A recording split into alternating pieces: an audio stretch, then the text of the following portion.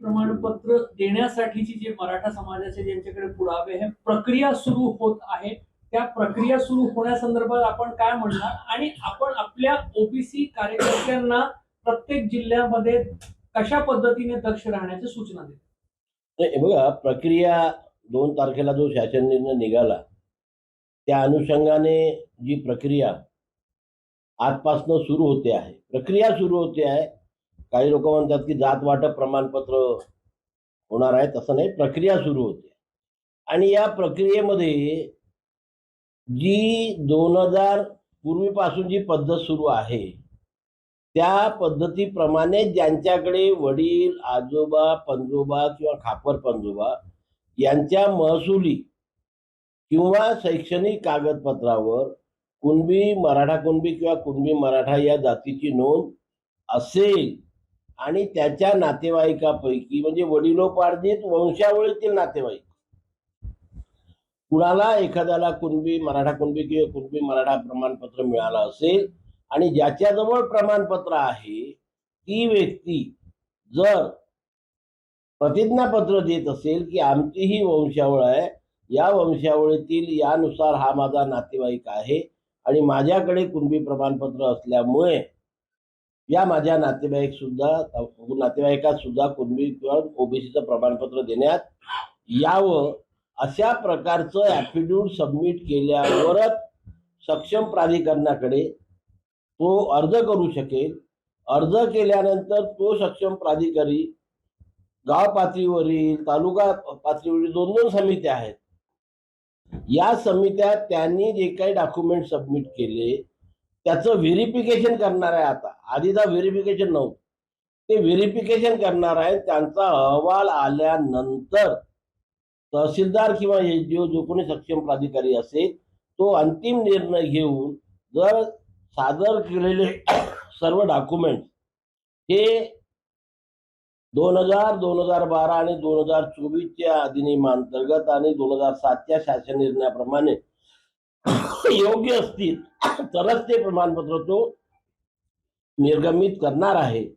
आणि त्याच्यामुळे मला तरी याच्यामध्ये अजूनपर्यंत नवीन काही वाटत नाही, कारण सरसकट जो मागेल त्याला कुणबी जातीचं प्रमाणपत्र द्या अशा प्रकारचा उल्लेख कोणत्याही अधिनियमात नाही आहे किंवा 2 तारखेला निघालेल्या शासन निर्णयामध्ये सुद्धा नाही आहे. आपण आपल्या ओबीसी महासंघाच्या कार्यकर्त्यांना प्रत्येक जिल्ह्यात या प्रक्रियेवर कशा पद्धतीने नजर ठेवण्यास सांगितलंय, प्रत्येक आठवड्यात किंवा किती कालावधीमध्ये त्यांनी काय करावं, म्हणजे ही दक्षतेची सूचना काय आहे आणि का आहे? नाही, आपल्या माध्यमातून मी आमच्या ओबीसी समाजाच्या सर्व स्वयंसेवकांना, कार्यकर्त्यांना, पदाधिकाऱ्यांना आणि जागृत नागरिकांना ओबीसी समाजाच्या एक आव्हान करीन की त्यांनी एक टीम तयार करून तहसील ऑफिसमधनं ही प्रमाणपत्र निर्गमित केले जाते. प्रत्येक तहसील ऑफिसमधून दर आठवड्याला त्यांनी माहिती मागायला पाहिजे की या आठवड्यात कुणबी मराठा कुणबी किंवा कुणबी मराठा जातीची कुणाकुणाला प्रमाणपत्र निर्गमित केले ती यादी घ्यावी. त्यांनी जे डॉक्युमेंट सबमिट केले ते डॉक्युमेंट त्यांना मागावे आणि आजकाल माहितीच्या अधिकारामध्ये हे प्रत्येक कागदपत्र देणे अधिकाऱ्याला सक्तीचे असते. आणि त्याच्यामध्ये जर त्यांना कुठे डाऊट वाटला तर ते वरच्या अधिकाऱ्याकडे किंवा त्या सक्षम प्राधिकरणाकडे तक्रार करू शकतात.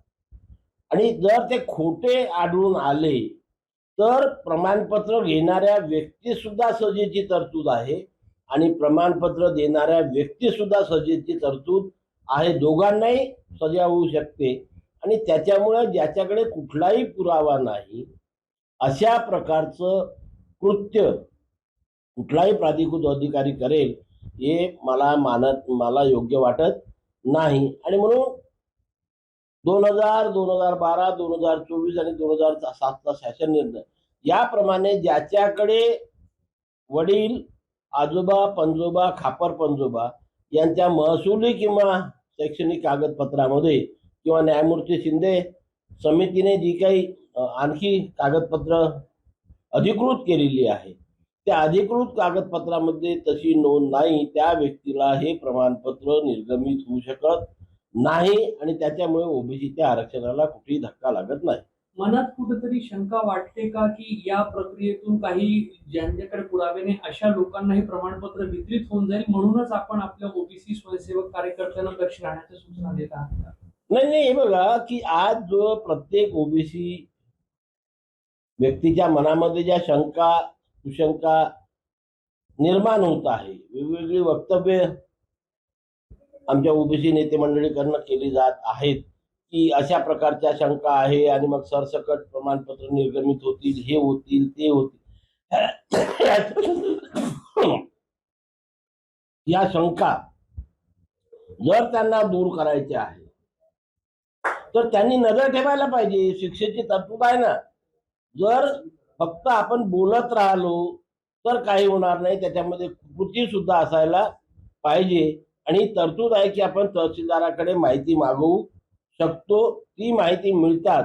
कारण ज्या व्यक्तीला प्रमाणपत्र दिलं ते योग्य आहे की अयोग्य आहे हे त्या गावातली व्यक्ती जेवढ्या चांगल्या पद्धतीने सांगू शकतो, गावाच्या बाहेरची व्यक्ती सांगू शकत नाही. म्हणून प्रत्येक गावातील आणि तालुका स्तरावरील सर्व कार्यकर्त्यांनी अशा प्रकारे या कार्यपद्धतीवर लक्ष ठेवून समाजाला न्याय देण्याची त्यांनी काम करावं आणि सर्व ओबीसी समाजातील व्यक्तींना दिलासा देण्याचं काम करावं.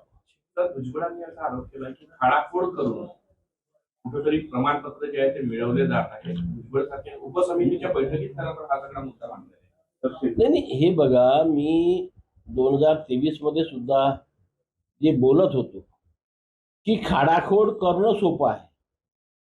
एखाद्या व्यक्तीने खाडाखोड केली असेल, पण ती खाडाखोड हे योग्य आहे की अयोग्य आहे, खरी आहे की खोटी आहे, तो प्राधिकृत अधिकारी तपासणार आहे ना. आणि त्याची 2 ठिकाणी तपासणी होणार आहे, एका ठिकाणी नाही. पहिली स्टेज जात प्रमाणपत्र मिळवण्याची. जात प्रमाणपत्र मिळाल्यावर ते कुठे जाणार आहे? व्हेरिफिकेशन, व्हॅलिडिटीला. व्हॅलिडिटी आता दोन्ही विभाग वेगवेगळे आहे. कास्ट सर्टिफिकेट इश्यू करते महसूल अधिकारी आणि व्हॅलिडिटी करतो सामाजिक न्यायाचे अधिकारी. दोघांनाही जी काही पद्धत कायद्यामध्ये दिलेली आहे त्या कायद्याच्या प्रमाणे प्रक्रियामध्ये जी काही दिले त्याप्रमाणे कार्य करायचं आहे. आणि जर एखाद्या व्यक्तीने अशा प्रकारे अवैध मार्गाचा अवलंब करून ते जात प्रमाणपत्र मिळवलं असेल तर जो व्यक्ती जात प्रमाणपत्र मिळवतो त्या व्यक्तीला सुद्धा सजा आहे आणि जो प्राधिकृत अधिकारी अशा प्रकारचं कास्ट सर्टिफिकेट इश्यू करतो, निर्गमित करतो, त्याला सुद्धा सजेची तरतूद या कायद्यामध्ये दिलेली आहे. आणि त्याच्यामुळे अधिकारी सुद्धा अशा प्रकारचं काम करेल याच्यावरती माझा विश्वास नाही. तर भुजबळ सारखे ज्येष्ठ नेते असा आरोप करत आहेत, काहीतरी तथ्य असेल असं वाटतं. नाही, माझं म्हणणं काय, मी तसं म्हणत नाही. असं मी काय म्हटलं, मिळू शकतं खोटे लोक खोडताळ करू शकतात, करू शकत नाही असं नाही आहे.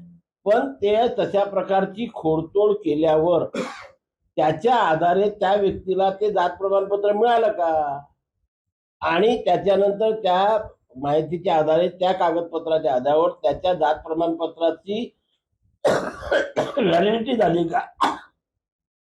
ह्या 2 गोष्टी महत्वाच्या. एखाद्या व्यक्तीने खाडाखोड केली असेल आणि त्या खाडाखोडीच्या आधारे त्याला जात प्रमाणपत्र मिळालं असेल आणि जात प्रमाणपत्र मिळाल्यावर त्याची वैधता सुद्धा मान्य करण्यात आली असेल तर अन्याय झाला असं आम्ही म्हणू.